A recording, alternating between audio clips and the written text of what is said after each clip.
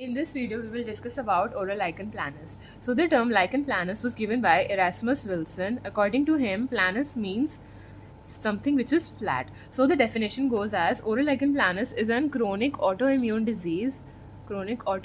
disease of stratified squamous epithelium affecting the oral cavity, the genital mucous membrane, and skin. Now, it is one of the most common lesions of skin. Also, in etiology, we will see that there is an antigen of lichen planus which recognizes the MHC1, which further stimulate the CD8 plus cells, which release chemokines. Now, there are certain antigen that bind to MHC2, then they lead to the formation of CD4 plus cells, the activation of CD4 plus cells, which further lead to an increase in the lymphocytes and other inflammatory cytokines. Now, these CD4 plus will convert to CD8 plus, which will cause the apoptosis of the keratinocytes.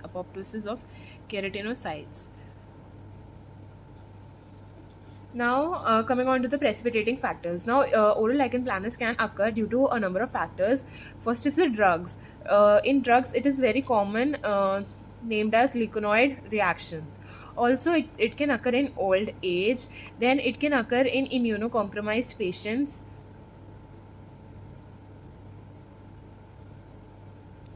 Then, coming on to it can also occur due to some mechanical trauma or due to some triggers like restorations.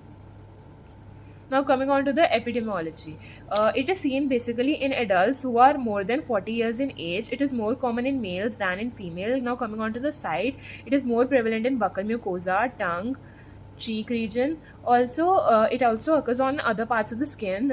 So, it can also occur on the flexor surfaces of the arms and legs.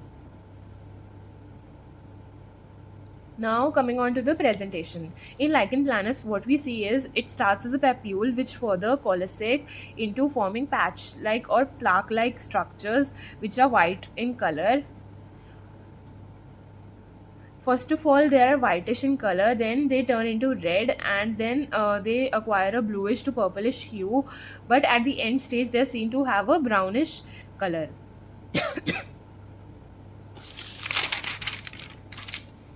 Now, a very characteristic feature of lichen planus is the presence of Wickham stria. These are the white colored lines, or they are in a snake-like or serpentinous pattern, which are present in the oral mucosa. Then, the primary characteristic feature of lichen planus is severe pruritus.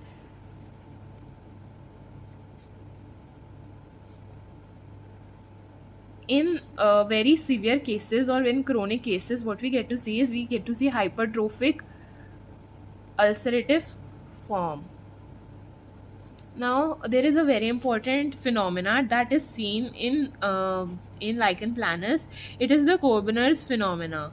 What happens in Koebner's phenomena is that if we touch one part of the lesion, it further leads to the formation of new lesions in that particular region.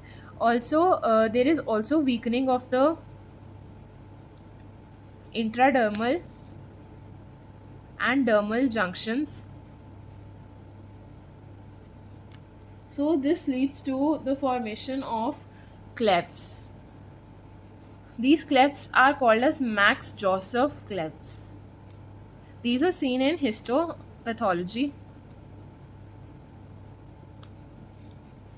Now, coming on to the further types of oral manifestations, you can remember the types through a acronym, which is BAPER. So, B stands for bullous, A stands for atrophic, P stands for plaque, then another P stands for patch-like or papular, E stands for erosive, and R stands for reticular. Erosive is also called as ulceroproliferative. Now, out of all these, reticular is the most commonly present type of lesion. Now, in reticular, it can either be present in the network form or the annular form. In atrophic, a very characteristic feature is the presence of desquamative gingivitis. Now, initially, every lesion of oral lichen planus is papular. So they combine, then they form plaque-like. All right. Then in erosive form, what we see is we see a papule around which fibrous tissue is present, and this is the form which is present in the chronic or the severe form. Then in bullous, what we see in bullous is that they basically they resemble other skin lesions. When they rupture, they will be similar to the erosive form. Also, sometimes since this plaque like pattern of the lesion, it is whitish in color, it is often confused with hairy leukoplakia. Now in leukoplakia, what we see is there is no multifocal pattern, and there is not presence of any reticular pattern initially, so we can differentiate it by this difference. Then these are the oral manifestations. Then coming on to the histopathology. In histopathology, the first of all, what we see is we see hyperparakeratosis or hyperorthokeratosis with thickening of the granular spinous layer. With thickening of granular spinous layer.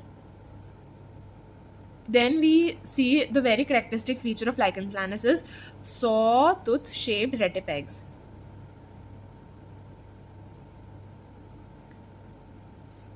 Then another feature is the presence of inflammatory cell infiltrate, which has T lymphocytes and histiocytes.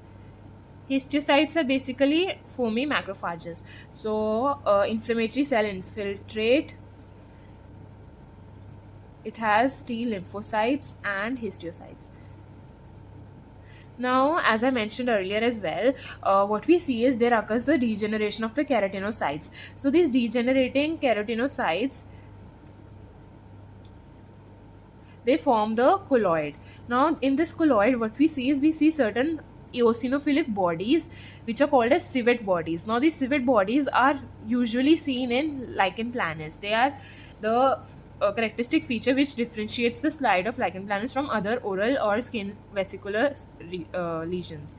Also, civet bodies. Also, I mentioned about histological clefts. So what we see is when the keratinocytes, they degenerate and there is the destruction of the matrix, what we see is we see certain clefts being formed which are called as Max Joseph clefts. Now in the colloid, what we also see is we see certain antibodies like IgM. Also we see complexes like C3, C4, C5. So this covers the histopathology. Now coming on to the investigation. In investigation, what we see is if we do the direct immunofluorescence test, it comes out to be positive. Also it extends to the lamina propria. Now this lichen planus is having the malignant transformation potential from 0.3 to 3%. Now coming on to the treatment. In treatment of lichen planus, it is no treatment is curative, but however we have certain objectives of treatment. First of all is to limit the painful symptoms, then to limit the spread of lesion,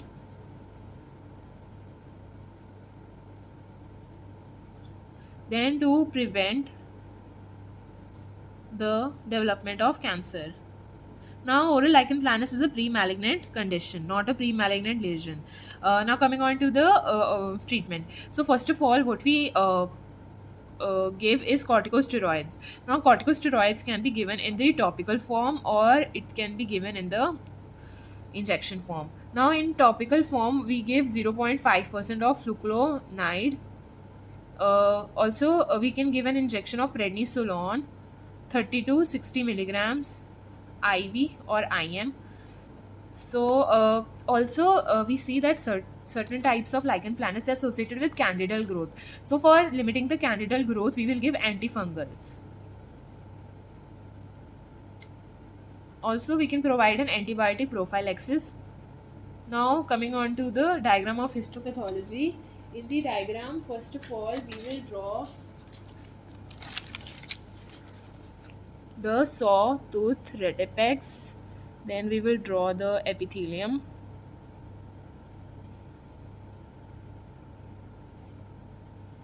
Then we will show the spinous layer. Also, one more feature I forgot to mention is the acanthosis. This is very characteristic in lichen planus.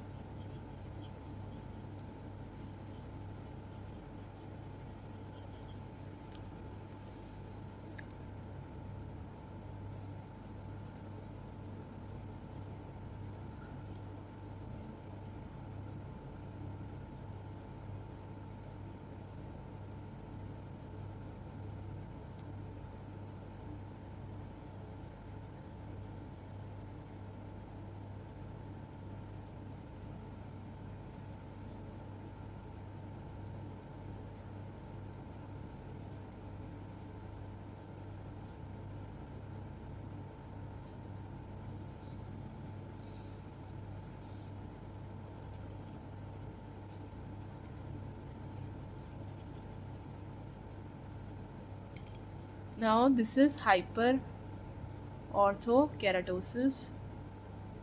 These are the civet bodies. Then this is the sawtooth shaped retipex, and this is the inflammatory cell infiltrate. So this completes lichen planus. In next video we'll discuss about pemphigus.